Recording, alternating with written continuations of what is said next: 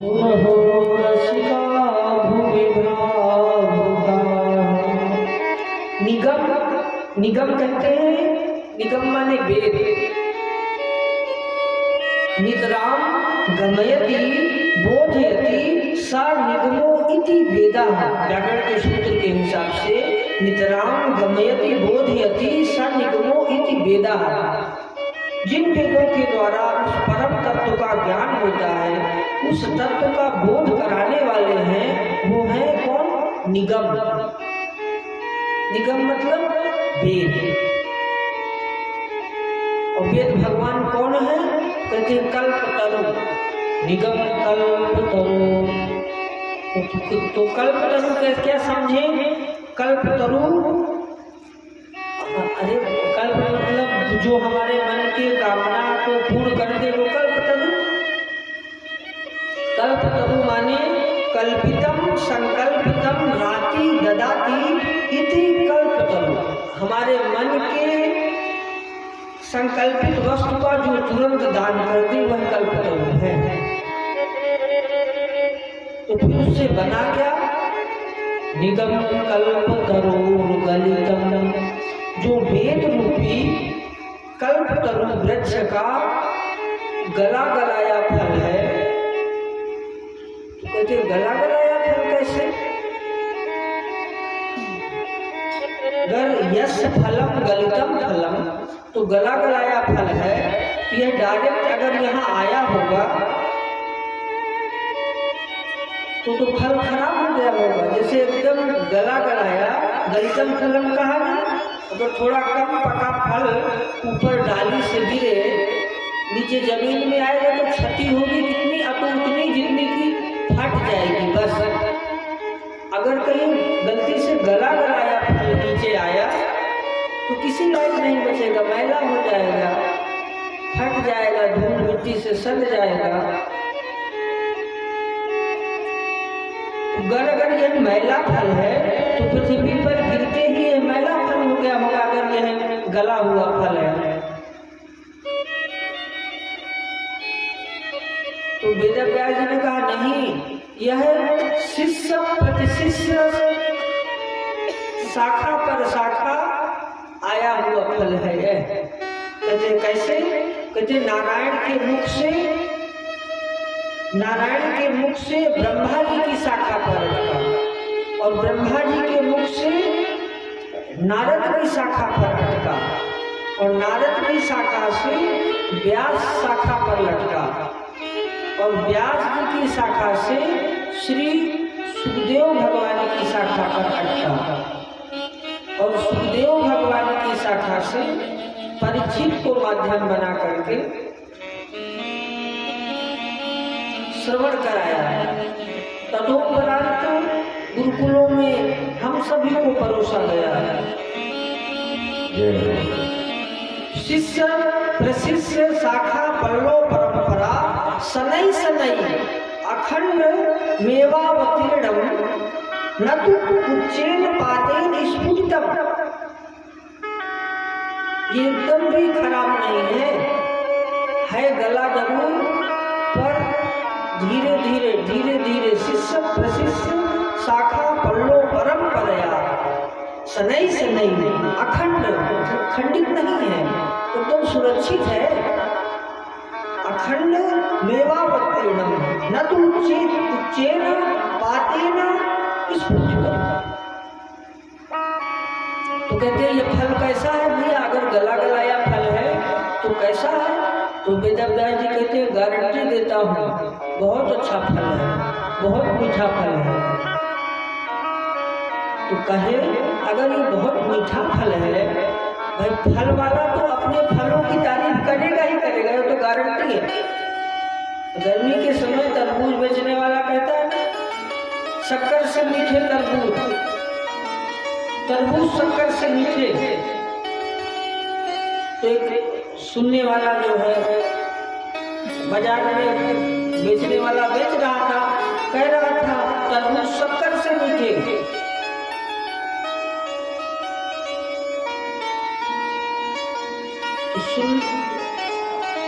जो मेला में लोग थे वो सुन करके प्रभावित हो गया। एक व्यक्ति लिया, घर में जाकर के अमलिया करके खाया, एकदम फीका तरबूज।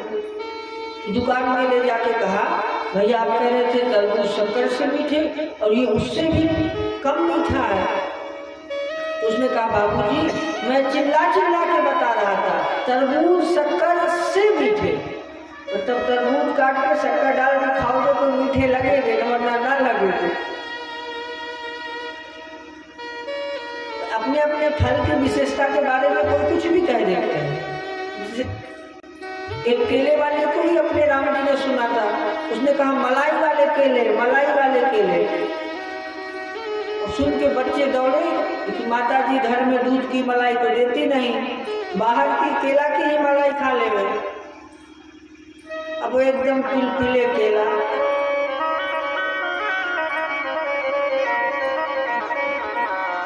तो अपने फलों की विशेषता कोई भी बता देगा, उनकी बातों में तो ना आना चाहिए, विचार भी तो करना चाहिए। अरे मलाई के कभी केला होते हैं।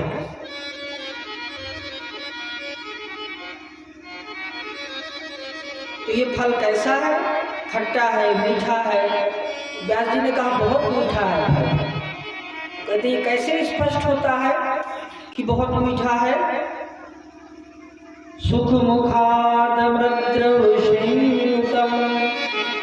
सुख रूपी पक्षी जिस फल में अपना चंचू प्रहार कर दे वो फल अपने आप मीठा हो जाता है। हम लोग फिर उसमें विचार नहीं करते कि ये मीठा है कि खट्टा है ना। इसी प्रकार यह भागवत रूपी फल में श्री सुखदेव भगवान का मुख लगा हुआ है। तो कहते हैं जब अच्छा इतना जोरदार फल है तो क्या करें? तो पीवत भागवतम रसमालयम। रस धर्म क्या है? दूसरा प्रश्न करते हैं किसको पूजिए और किसको छोड़े। तीसरा प्रश्न करते हैं वेद में परमात्मा का नाम अजन्मा है और भगवान को वेद कहते हैं, तो अजन्मा जो कभी जन्म नहीं लेता, जिसका नाम अजन्मा है, वो दशरथ का बेटा कैसे बना? दशरथ का बेटा राम कैसे बना? वो देवकी का वसुदेव का पुत्र कृष्ण कैसे बना? वसुदेवस्य देवक्यां जातो यस्य चिकीर्षया। वसुदेव देवकी का पुत्र कैसे बना? दशरथ का पुत्र राम कैसे बना जो अजन्मा है? और इधर तो कहते हैं कि नाम तो जो अजन्मा है अनामी है, और कहते हैं पुस्तकें बनी हैं विष्णु सहस्त्र नाम, शिव सहस्त्र नाम, कृष्ण सहस्त्र नाम। तो कृष्ण सहस्त्र मतलब 1000 नाम, जिसके 1000 नाम हो वो अनामी कैसे हो सकता है?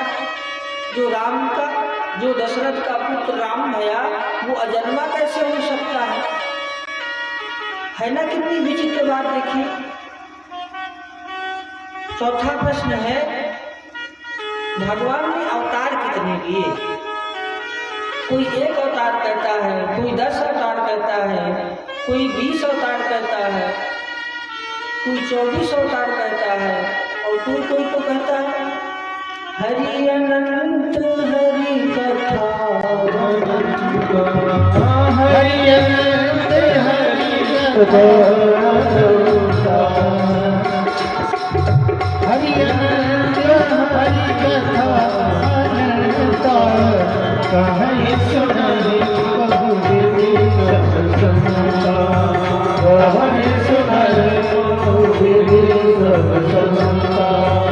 हरि अनंत हरि कथा अनंता, कहीं सुनाई बहु विधि सब संता, कहीं सुनाई बहु विधि सब संता। जब हरि अनंत है और हरि की कथा अनंत है तो फिर ये तो बात ठीक नहीं लग रही।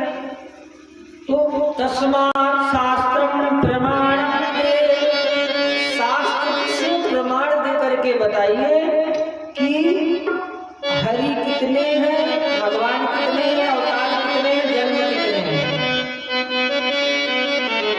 तो सूत जी ने कहा सही प्रश्न कर रहे हैं कि साधु बाबा लोग कुछ भी कह देते हैं। तस्मात् शास्त्रम प्रमाणम दे, प्रमाण के साथ कहिए क्या बात है। पांचवा प्रश्न करते हैं, वक्ता वो श्रेष्ठ है जो छोटी सी बात को बड़ी बात बना करके ना बोले।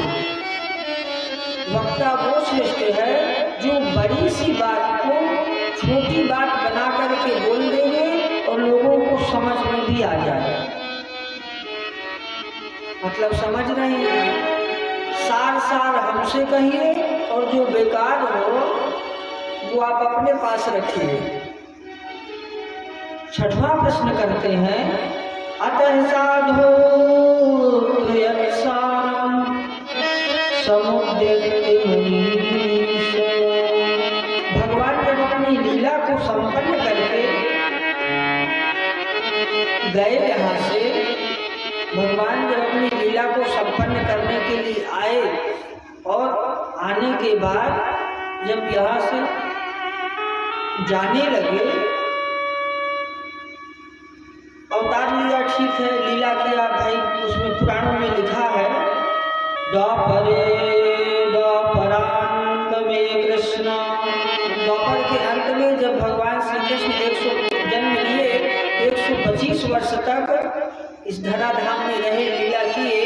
इसके बाद जब गए तो धर्मा किम शरणम गता, योगेश्वरे कृष्णे ब्रह्मणे धर्मवर्मणि श्याम काष्ठाधुनोपेते धर्मा किम शरणम गतः। फिर धर्म किसकी शरण में गया? त्रेता में राम जी ने धर्म की स्थापना के लिए 11,000 वर्ष तक यहाँ पर रहे, ऐसा वाल्मीकि रामायण में आता है। अब कहते हैं ना, मैं अवतार लेता हूँ, धर्म संस्थापनार्थाय शम्भवामि युगे। मैं धर्म की स्थापना करने के लिए युग युग में अवतरित होता रहूँगा, ऐसा कहा नहीं गीता जी में। यदा यदा हि धर्मस्य ग्लानिर्भवति भारत अभ्युत्थानम् अधर्मस्य तदात्मानं सृजामि। मैं धर्म की स्थापना के लिए अलग अलग युग में जन्म लेता रहूंगा। पर जब आए जन्म लिए तो ठीक है, धर्म की स्थापना कर दिए, पर जब उसके बाद चले गए तो फिर धर्मा किम शरणम गतः, धर्म किसकी शरण में गया होगा? ये बहुत आश्चर्यजनक बात लग रही है, बताइए ना। तब सूत जी कहते हैं, देखिए मैं तो, आपने बहुत अच्छे प्रश्न किए हैं जगत के कल्याण के लिए, ज्ञान के लिए, पर कथा सुनाने से पहले मैं अपने गुरुदेव भगवान श्री सूत जी का ध्यान, श्री सुखदेव भगवान का ध्यान करना चाहता हूँ। और इतने में ही श्री सुखदेव भगवान का ध्यान श्री सूत जी करते हैं। ओम यम प्रव्रजन्तमनुपेतमपेतकृत्यं द्वैपायनो विरहकातरुवाजहाव पुत्रेति जन्मयतया तरवो विनेदुः तं सर्वभूतहृदयं वसतां पापुनाशनम्। एतत् भागवत पुराणस्य कथा भवति यद्गृहे तीर्थभूतं हि तद्गेहम् वसतां पापुनाशनम्। जिस घर में, जिस स्थान जिस जगह पर भागवत महापुराण हो जाता है या भागवत महापुराण की पोथी आकर के विराजमान हो जाती है, स्थापित हो जाती है, वह घर वह स्थान तीर्थ के समान होता है। तीर्थ भूतम हितम गेहम, और तीर्थ के समान हो जाने के बाद क्या होता है? तीर्थ के समान हो जाने के बाद क्या होता है? जो उस जगह पर स्थान पर वास कर रहे हैं वस्ताम पाप नाशनम, उनके सभी पाप नाश हो जाते हैं। और इतना ही नहीं, भागवत शब्द के उच्चारण की इतनी महिमा है, न पूरा शब्द कहिए, मात्र एक भी शब्द कह देवे तो उसकी भी बहुत महिमा है। भागवत शब्द कितने अक्षरों से बना है? भा, गा, वा और ता, इन 4 शब्दों के संयोग से, योग से, मेल से भागवत शब्द बना है। और ये चारों शब्द अलग अलग जो है अर्थ देते हैं। धकारे वर्धते भक्ति, गकारे ज्ञानवर्धनम, वकारे विष्णु रूपत्वम, तकारे तत्त्वदर्शनम। बात समझ में आ गई? और हिंदी करके बताएंगे।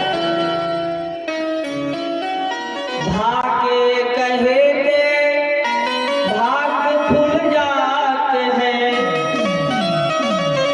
भाग्य कहने से क्या होता है? भाग्य खुल जाता है। भाग्य कहे के भाग्य खुल जाते हैं, गा के कहते गिर गुमान गल जाती है, वाके कहते विष्णु रूपन वरण होत,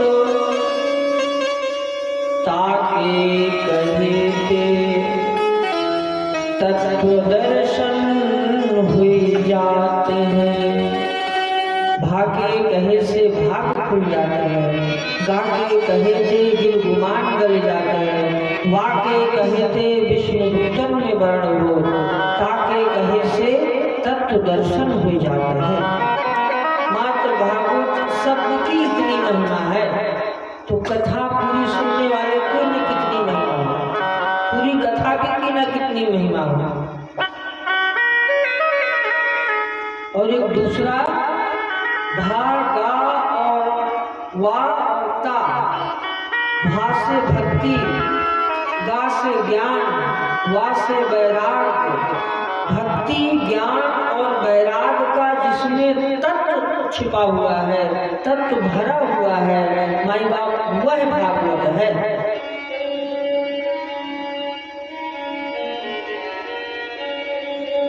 और इन्हीं भागवत के 4 अक्षरों में जो 5 तत्व है, जो हमारा शरीर है 5 तत्व का, वह भी इन्हीं 4 अक्षरों में छिपा हुआ है।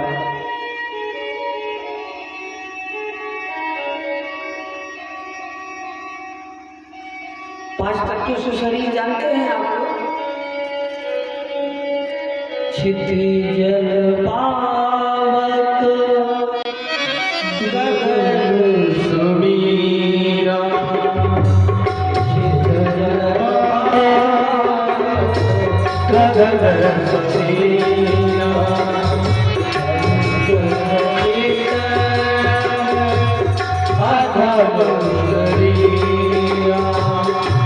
चित जल पावक गगन समीरा, चित जल पावक गगन समीरा, पंच रचित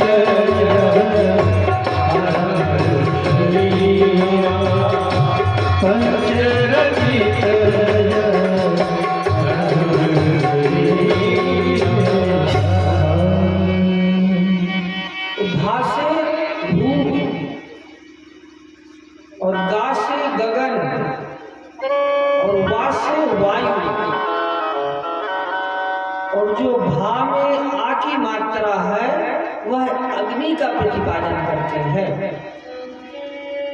और तासे तोय, छित जल पावक गगन समीरा, पांचों आ गए ना जिन 4 अक्षरों में, जिनमें जिस पुराण में इस पांचों तत्वों का निचोड़ बड़ा है वह श्रीमद् भागवत महापुराण है। अब देरी क्या है नारायण बाबू? देरी ये है कि हम आप लोग सुन करके मानते नहीं, अब मानते भी हैं तो कितना, तो जितना हमको जरूरत है उतना, जबकि धर्म को कितना मानना है तो जितना वो कहता है उतना, तो कल्याण हो जाएगा।